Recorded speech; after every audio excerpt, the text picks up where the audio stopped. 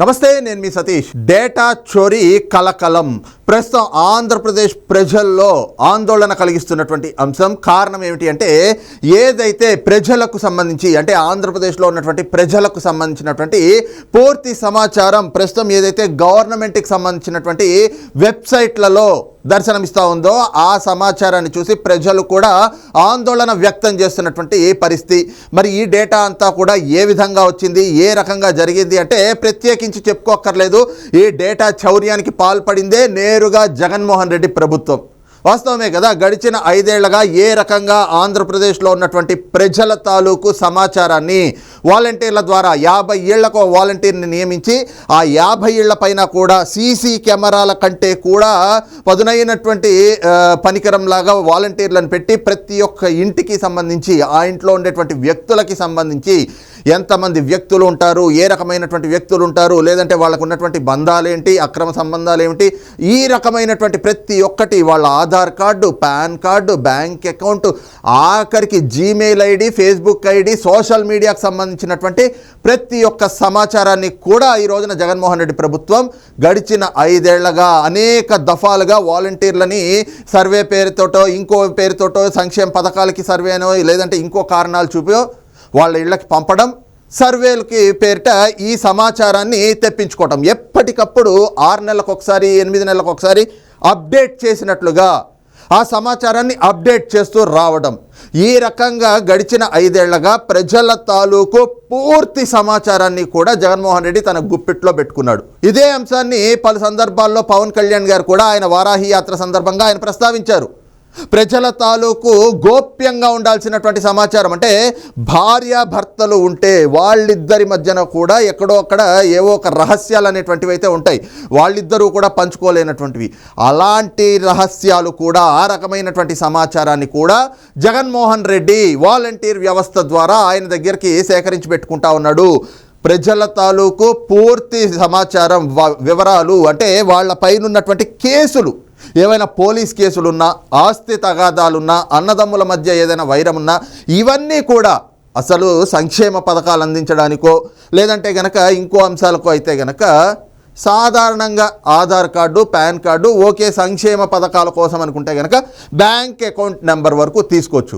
కానీ ఈ రోజున వాళ్ళకు ఉన్నటువంటి ఆస్తులు ఎక్కడున్నాయి, ఆ ఆస్తులకి సంబంధించి పత్రాలు ఏమిటి, ఇవేమిటి అని చెప్పి పూర్తిగా ఏదైతే ఈ సమాచారాన్ని అంతా సేకరిస్తూ ఉన్నారో ఇది చట్ట విరుద్ధం. ఈ రకమైనటువంటి చర్యలకు పాల్పడుతున్నటువంటి జగన్మోహన్ రెడ్డి కూడా శిక్షార్హుడు. ఈ సమాచారాన్ని ఏదైతే సేకరిస్తున్నారో ఇది ప్రజలకు కూడా ప్రమాదకరం. ఎందుకంటే ఆంధ్రప్రదేశ్లో మనం చూసాం కదా, దాదాపు 33,000 మంది మహిళలు మిస్సింగ్ అంటూ కూడా ఆ రోజున ఒక అంశం వస్తే రాష్ట్ర డీజీపీ నేరుగా ఒప్పుకున్నటువంటి పరిస్థితి. ఈ అంశాన్ని కేంద్రంలో ఉన్నటువంటి కొందరు పెద్దలు వాళ్ళు పవన్ కళ్యాణ్ గారికి ఒకానొక సందర్భంలో ఆయన దగ్గర ప్రస్తావించినట్లుగా ఆయన వారాహి సభలో కూడా ఆయన చెప్పినటువంటి పరిస్థితి. మరి అయితే ఈ డేటా చౌర్యం జరుగుతోంది అంటూ ప్రతిపక్షాలు విపక్షాలన్నీ కూడా గగ్గోలు పెట్టినటువంటి సందర్భంలో కూడా ప్రభుత్వం నిమ్మకు నీరెత్తినట్లుగా ఉంది. అవునని కానీ కాదని కానీ ఎక్కడ ఖండించినటువంటి పరిస్థితి లేదు.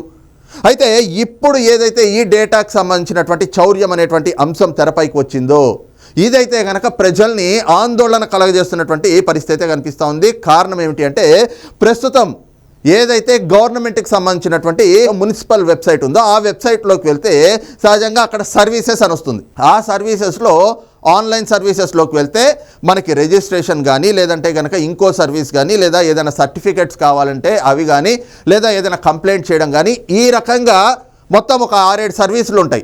ఆ సర్వీసుల్లోకి వెళ్ళి రిజిస్ట్రేషన్లోనో, మ్యారేజ్ రిజిస్ట్రేషనో, ల్యాండ్ రిజిస్ట్రేషనో ఈ రకంగా ఎందులోకైనా వెళ్ళి ఇప్పుడు అది ఓపెన్ చేస్తే పూర్తిగా ఏదైనా ఒక జిల్లానో లేదంటే ఆ జిల్లాలోని ఒక నియోజకవర్గం, ఆ నియోజకవర్గంలోని ఒక మండలం, ఆ మండలానికి సంబంధించి సెలెక్ట్ చేసుకుంటాం కదా. ఆ సర్వీసెస్ కొట్టిన తర్వాత అందులో అడుగుతుంది ఏ జిల్లా, ఏ జిల్లాలో ఏ నియోజకవర్గం, ఆ నియోజకవర్గంలో ఏ మండలం, అందులో ఏ గ్రామం అని చెప్పి అడుగుతుంది. ఆ రకంగా చూస్తే మొత్తం ఓపెన్ చేస్తే ఈ రోజున ప్రభుత్వ వెబ్సైట్లో ప్రతి ఒక్క సమాచారం కూడా వచ్చేస్తుంది. అంటే ఫర్ సపోజ్ ఎవరైనా కూడా మ్యారేజ్ రిజిస్ట్రేషన్ చేయించుకున్నారనుకోండి, అది కూడా గోప్యంగా ఉండాలి. ఆ మ్యారేజ్ రిజిస్ట్రేషన్లు కూడా ఎవరికి ఇస్తారు? ప్రభుత్వ వెబ్సైట్లో ఉన్నా కూడా అది ఎవరైతే రిజిస్టర్ చేసుకున్నారో ఆ పెళ్లి చేసుకున్నటువంటి దంపతులకి ఇస్తారు. వాళ్ళకి ఒక ఐడి నెంబరు, అలాగే వాళ్ళకి సంబంధించినటువంటి ఏదైనా కూడా, అంటే ఆ పత్రాన్ని పొందడానికి ఇప్పుడు మనం గనక ఆధార్ కార్డు తీసుకోవాలి అంటే ఆధార్ కార్డు తీసుకోవడానికి ఆన్లైన్లోకి వెళ్ళాక ఏమొస్తుంది, దానికి సంబంధించి మీకు ట్రాకింగ్ నెంబరో లేదంటే ఆధార్ కార్డు నెంబర్ చెప్పండి అని చెప్పేసి వస్తుంది. ఆధార్ కార్డు నెంబర్ కొట్టిన తర్వాత ఎవరైతే ఆధార్ కార్డు ఎవరిదైతే మనం చేస్తూ ఉన్నామో అది మనమే అయితే కనుక మనదా కాదా అని చెప్పి చూసుకోవడానికి వన్ టైం పాస్వర్డ్ వస్తుంది. అదే రకంగా ఇప్పుడు రిజిస్ట్రేషన్ సర్టిఫికెట్లకి కూడా ప్రభుత్వం వెబ్సైట్లో పెట్టినప్పుడు వాళ్ళు ఆ సర్టిఫికెట్ని తీసుకోవాలి అని అనుకుంటే మన మొబైల్ నెంబర్ ఆల్రెడీ అక్కడ కార్యాలయంలో ఇచ్చుంటాం కాబట్టి వాళ్ళు అప్డేట్ చేస్తే మన మొబైల్కి ఒక వన్ టైం పాస్వర్డ్ ఓటీపీ వస్తుంది. ఆ ఓటీపీని మనం ఎంటర్ చేస్తే అప్పుడు ఆ సర్టిఫికేట్ మనకి డౌన్లోడ్ చేసుకునేటువంటి ఆప్షన్ రావాలి. ఇది కదా జరగాల్సినటువంటిది. ఇప్పుడు ఆధార్ కార్డు కానీ పాన్ కార్డు కానీ ఇలాంటి వాటన్నిటికీ కూడా మిగతా రాష్ట్రాల్లో కానీ దేశంలో కానీ ఇదే తరహాలో మన సమాచారం మనకు కావాలి అని చెప్పి మనం వెతికినప్పుడు ఆన్లైన్లో మనకి దొరుకుతోంది. కానీ ఆంధ్రప్రదేశ్లో మాత్రం ప్రస్తుతం ఏదైతే ఇందాక నేను చెప్పానో మున్సిపల్ సంబంధించినటువంటి వెబ్సైట్లోకి వెళ్తే అక్కడ సర్వీసెస్ అని ఉంటుంది. ఆ సర్వీసెస్లోకి వెళ్ళిన తర్వాత ఏ జిల్లా, ఏ నియోజకవర్గం, ఏ మండలం, ఏ గ్రామం అని అడిగి అక్కడ మనకే కాదు, మనం ఏదో ఒక పేరు కొట్టి మనకు తెలిసినటువంటి పేరు కొడితే ఆ పేరుతో అక్కడ ఎవరైనా కూడా మ్యారేజ్ రిజిస్టర్ చేసుకుని ఉన్నారనుకోండి, వాళ్ళకి సంబంధించినటువంటి డీటెయిల్స్ కూడా వచ్చేస్తాయి. అదే కాకుండా ఎక్కడ రాష్ట్రంలో ఎక్కడ ఏ మూల ఏ పేరుతోటి మనం కొట్టినా ఆ పేరుతోటి ఎవరికైనా కనుక రిజిస్టర్ అయ్యి ఉంటే కనుక ఆ సమాచారాలన్నీ వచ్చేస్తున్నాయి. వాళ్ళ ఫోటోలు డౌన్లోడ్ అవుతున్నాయి, వాళ్ళ ఫోన్ నెంబర్లు, వాళ్ళ ఈమెయిల్ ఐడీలు, ఈ రకంగా ప్రతి ఒక్క సమాచారం కూడా గోప్యంగా ఉండాల్సినటువంటి సమాచారాన్ని కూడా ప్రభుత్వం ఈ రోజున ఓపెన్గా పెట్టేసింది. మరి మనం సహజంగానే ఏ రకమైనటువంటి ఫ్రాడ్స్ జరుగుతున్నాయి, ఏ రకమైనటువంటి హ్యాకింగ్లు జరుగుతున్నాయి మనం చూస్తూనే ఉన్నాం. ఒక్క సెల్ ఫోన్ నెంబర్ తోటే ఎన్నో రకాలైనటువంటి ఫ్రాడ్స్ కూడా జరుగుతూ ఉన్నాయి. అంటే ఆన్లైన్ ఫ్రాడ్స్ అనేటువంటివి కూడా జరుగుతున్నటువంటి పరిస్థితులు మనం చూస్తూ ఉన్నాం. సహజంగా ఒక ఫోన్ నెంబర్ దొరికితేనే ఆ ఫోన్ నెంబర్ పేరు మీద ఏదైతే ఈ ఫోన్ పేలు, గూగుల్ పేలు ఇలాంటివి ఉంటాయో వాటన్నిటినీ కూడా పెట్టేసి వాటిలోంచి కూడా డబ్బులు లాగేస్తున్నటువంటి పరిస్థితులు, లేదంటే కనుక బ్యాంక్ అకౌంట్లోంచి డబ్బులు పోతున్నటువంటి పరిస్థితులు, అంటే ఆన్లైన్ ఫ్రాడ్స్ అనేటువంటివి కూడా మనం చాలా చూస్తూ ఉన్నాం. అలాంటి క్రమంలో ఈ రోజున ప్రజలకు సంబంధించి గోప్యంగా ప్రభుత్వం దగ్గర ఉండాల్సినటువంటి సమాచారం ఈ రోజున ఆన్లైన్లో అంత ఫ్రీగా పెట్టేస్తే అది ఏ మేరకు కీడు చేస్తుంది అనేటువంటిది ఇప్పుడు మాట్లాడుకునేటువంటి సందర్భంలో పెద్దగా అనిపించకపోవచ్చు. కానీ మనకి సంబంధించినటువంటి సమాచారం అంత గోప్యత లేకుండా అంత విచ్చలవిడిగా బహిరంగంగా పెట్టేస్తే ఇప్పుడు మనం చూస్తూ ఉన్నాం ఏ విధంగా మార్ఫింగ్ ఫోటోలు ఇవన్నీ వస్తున్నాయి మనం చూడట్లేదా? అందులోనూ మహిళలకు సంబంధించినటువంటి ఫోటోలు ఎంతో జాగ్రత్తగా ఉండాలి. అలాంటివి కూడా ఈ రోజున ఎంతో ఈజీగా ఈ రోజున గవర్నమెంట్ వెబ్సైట్లోనే దొరికేస్తున్నాయి. అంటే అవి తీసుకుని మిస్యూజ్ చేయరనేటువంటి నమ్మకం ఎక్కడుంది? మిస్యూజ్ చేసేటువంటి ప్రమాదాలు కూడా కళ్ళ ముందు కనిపిస్తూ ఉన్నాయి కదా. అదే సమయంలో చూస్తే అందులో వాళ్ళకి సంబంధించినటువంటి పూర్తి వివరాలు మ్యారేజ్ సర్టిఫికెట్లనే కాదు, ల్యాండ్ రిజిస్ట్రేషన్లు కావచ్చు, ఇతరితర సర్వీసులు ఏవైతే ప్రభుత్వం నుంచి మనం పొందుతూ ఉంటామో మున్సిపల్లో, వాటిలో అన్నిట్లో కూడా గోప్యంగా ఉంచాల్సినటువంటి సర్వీసులన్నీ కూడా ఆ సమాచారం మొత్తాన్ని కూడా బహిరంగం చేశారు. దీనిపైనే ఈ రోజున ప్రజలు కూడా ఆందోళన వ్యక్తం చేస్తున్నటువంటి పరిస్థితి. కారణం ఏమిటి అంటే తమకు సంబంధించినటువంటి సమాచారం ప్రభుత్వం దగ్గర గోప్యంగా ఉంచుతారు అని అనుకుంటే గోప్యంగా ఉంచకపోగా ఈ రకంగా బహిరంగంగా పెట్టేయడం అనేటువంటిది రేపొద్దుట ఎన్నో అనర్థాలకు కూడా దారి తీసేటువంటి అవకాశం ఉంది. ఇది ఒక ప్రమాదకారిగా కనిపిస్తూ ఉంది. అదే సమయంలో అసలు అక్కడ ఉన్నటువంటి సమాచారాన్ని చూసి ప్రజలు కూడా ఆశ్చర్యం వ్యక్తం చేస్తూ ఉన్నారు. ఎందుకంటే సహజంగా మనం ఫామ్స్ ఫిలప్ చేయమనో ఏవో చెప్పినప్పుడు కొన్ని సమాచారాలు మాత్రమే మనం పెడతా ఉంటాం, మిగతావి కొన్ని ఆప్షనల్ అని ఉంటాయి, అలాంటివి మనం ఫిల్ చేయం. కానీ ఇక్కడ ఏదైతే ఆంధ్రప్రదేశ్ ప్రభుత్వ వెబ్సైట్లో పొందుపరిచినటువంటి ఇవి ఏవైతే గనక సమాచారం డేటా ఏదైతే ఉందో ఆ డేటా ఎక్కడి నుంచి వచ్చింది, ఆ స్థాయి డేటా ఎక్కడి నుంచి ఉంది అనేటువంటి అనుమానాలు కూడా ప్రజల్లో కలుగుతూ ఉన్నాయి. ఈ క్రమంలోనే వాళ్ళు అక్కడ ఉన్నటువంటి డేటాని చూసి అంటే వాళ్ళకి సంబంధించినటువంటిది వాళ్ళు పొందుపరచినటువంటి సమాచారాన్ని కూడా చూసి ఈ రోజున వాళ్ళు భయాందోళన వ్యక్తం చేస్తున్నటువంటి పరిస్థితి. కారణం ఏమిటి అంటే గతంలో ఇందాక మనం చెప్పుకున్నట్లుగా పవన్ కళ్యాణ్ గారు చెప్పారు, ఏదైతే వాలంటీర్ల ద్వారా జగన్మోహన్ రెడ్డి సమాచారాన్ని సేకరించి దాన్ని గతంలో చూస్తే ఎఫ్ఓఏ అనేటువంటిది తెలంగాణలోని నార్సింగి దగ్గర ఉన్నటువంటి ఎఫ్ఓఏ అనేటువంటి ప్రైవేట్ సంస్థలో పెట్టారు. మరి దానిపైన పెద్ద ఎత్తున చర్చ జరిగి అనేక విమర్శలు ఎదురైనటువంటి సమయంలో తర్వాత దాన్ని అప్పటికప్పుడైతే ఆపలేదు, కానీ మెల్లగా క్రమేపీ ఆ అంశాన్ని పక్కకు పెట్టి ఇప్పుడు క్రిటికల్ రివర్ అనేటువంటి ఒక ప్రైవేట్ సంస్థకి మళ్ళీ ఈ డేటా మొత్తాన్ని కూడా ఇచ్చేటువంటి పరిస్థితి.